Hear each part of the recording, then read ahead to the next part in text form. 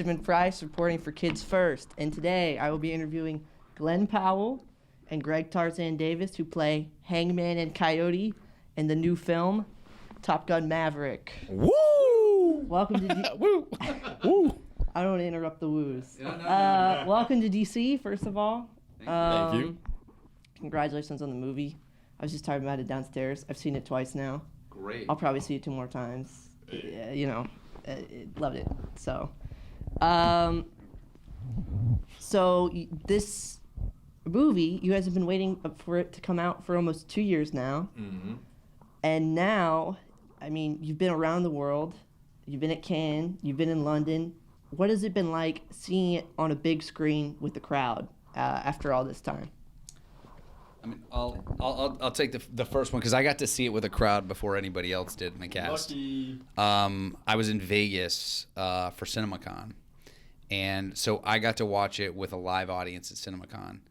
And I think the thing that made it the most special was CinemaCon is all the theater owners around the world. They come to this one conference, and they sit there, and the studios tell them about all their upcoming movies. What I realized is that attendance for CinemaCon was higher than it has ever been. They said it's because Top Gun Maverick. All these theater owners were so excited that Top Gun was there. Yeah. And when I watched, you have to think about all these theater owners also saw their mortality flash between their eyes, in front of them because they were like, "Oh, is the theater business dead?" Our theatrical movies, the IMAX experience, Dolby, this where people you can watch movies with strangers and this event thing, is that gone forever? Are we just in a streaming world? That ecosystem was potentially going to die, and they thought that. And to watch Top Gun Maverick, which I think is one of the most cinematic, theatrical, big movies that I've seen in forever, to watch it with them.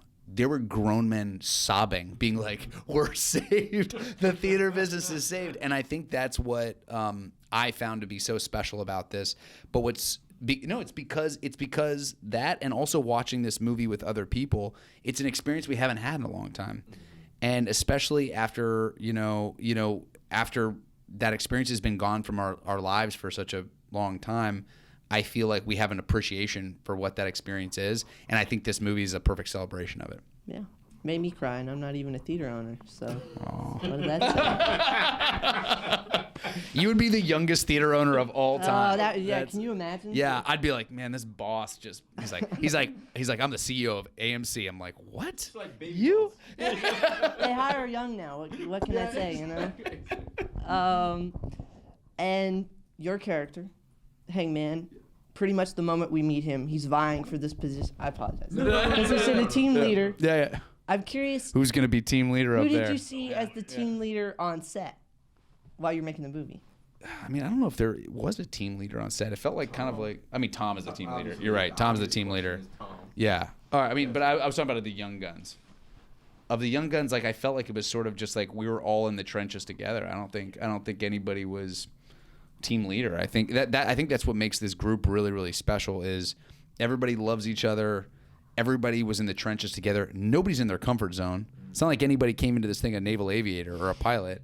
So we were all kind of in the deep end together, and we all had to swim together. And that was like, especially a guy who didn't know how to swim before this movie and had to pass a swim phys, learned how to swim from the U.S. Olympic swim coach, which is pretty incredible. But I think that's what made this thing is I don't think there's competition in the movie and there's competition among each other on to do our best, but I don't think this movie was led by a leader other than Tom.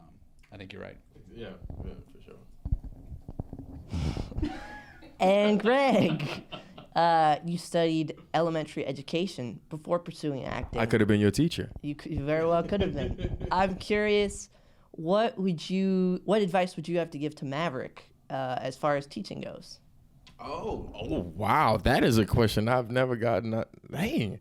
I wish I would have said that question in my last interview when somebody asked what's the question that you've never gotten before that you wish you would have gotten. Wow. Be patient with your students and understand that they're going to find their way. Let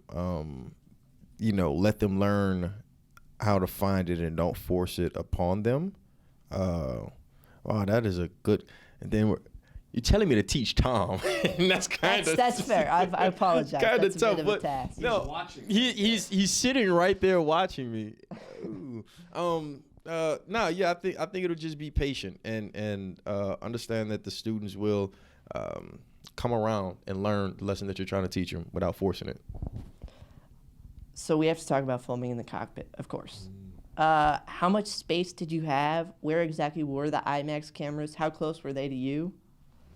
I mean, they gave me obviously a bigger cockpit than everybody else. I had some serious real estate. It was yeah, the cockiest pit. The cockiest pit. That's what they gave him. You know, I mean, there's not. I mean, when you're in the back of these 18s, it's more spacious than an extra 300. That's for sure. Which is what we sort of got our G tolerance up on and learned all the aerobatic maneuvers on that plane. No, you think so? I think so. Because in the F-18, I felt like there was like the wall that I had to like this. The extra I was able to do a little bit more of this. Oh, really? Or am I tripping? I mean, maybe you're right. Maybe it's comparable. I always felt like there was more room in the 18 to kind of do everything. But when you put cameras in there, and your sight line, and you got your gear on, you gotta all this gear in case you eject out. It's like a parachute attached to you. You got the G suit to help push blood up your leg so you don't pass out. Which in turn also sometimes pushes breakfast out of you as well. It's like I think it never felt claustrophobic. It's not that actually isn't the tough part about the 18. The 18, what makes the 18 tough is the position in which you're sitting, and the degree in which those G's are exerting on your body at any given point. It can be highly uncomfortable. Yeah. It's a thrill ride of a lifetime. When it's great, it's great. But when that 18 is when you're pulling sustained G's and doing all that, it's a really tough seat. And did you feel yourself altering your performance at all, knowing that you'd be filtered through like this IMAX format where everything you're choosing to do is on a much bigger canvas? It's actually interesting because that was actually a conversation that Tom did bring up when we would give variations. So you only have like one flight on certain maneuvers, so you go, hey, here's what you're up there to go get, right? We don't know necessarily what we're going to need for the edit, how it's going to piece together, all that stuff. So what we would do is we'd go, here's the maneuvers that you need to pull. Here's the variations in performance. Here's where I need the altitude, the airspeed, all that stuff. And there were times in which I'd go, okay, I'm going to give a subtle look, something small that the audience may register. Then you got to, sell a real look if it's visceral and something intense is happening. You don't know if the audience is going to need something big and drastic and to sell it with your body, or if the audience is going to be punching in on your eyes. There's 4 cameras going. Yeah. So those are 4 different lenses, have different emotional impact when you use them. So you are basically have to give 4 different performances for any given look, depending on what that camera's going to see. Do you know what I mean? Yeah. And we were very aware. Tom even showed us when you're sitting like this, it's different when you're sitting like this in that camera. Because those degrees in an IMAX format, it's drastically different. And so you have to be, he made us all filmmakers. Like you have to be very aware of what that impact is and give variations on that so that Eddie Hamilton, who's the editor who had the hardest job in the entire world on this movie, could do the thing. Sorry, I've been talking on this thing. No. I love hearing your voice. It sounds nice. I can listen to Hangman all day. So I'm going to speed round a couple before they throw me out. Okay. Speaking of throwing people out, there's a point in this movie where you have to toss Maverick out of a bar into the sand.